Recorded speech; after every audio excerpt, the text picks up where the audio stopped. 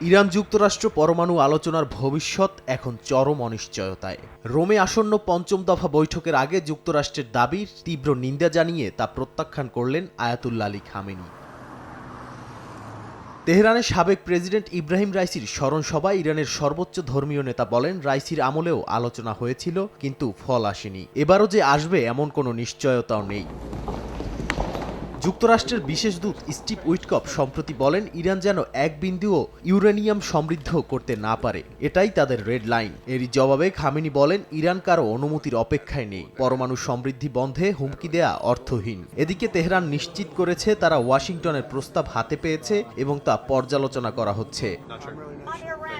2015 সালের ঐতিহাসিক পারমাণবিক চুক্তি থেকে প্রথম মেয়াদে যুক্তরাষ্ট্রকে সরিয়ে নিয়েছিলেন ডোনাল্ড ট্রাম্প। এবার দ্বিতীয় মেয়াদে ফের ক্ষমতায় এসে চাপের কৌশল নিয়েই ফিরেছেন তিনি। সতর্কবার্তা দিয়ে বলেছেন, আলোচনা দ্রুত না এগোলে খারাপ কিছু ঘটবে। বর্তমানে ইরান 60% মাত্রায় ইউরেনিয়াম সমৃদ্ধ করছে, যা 2015 সালের 3.67% সীমার অনেক বেশি। তবে 90% বা বোমার মানমাত্রার চেয়ে কম। তেহরান জোর দিয়ে বলেছে এটি শান্তিপূর্ণ কাজে ব্যবহারের জন্য এবং এটি অপরিবর্তনীয়।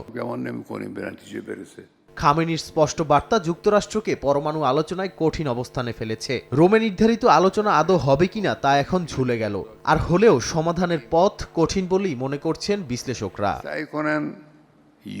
নাদিম মারজান, সময় সংবাদ।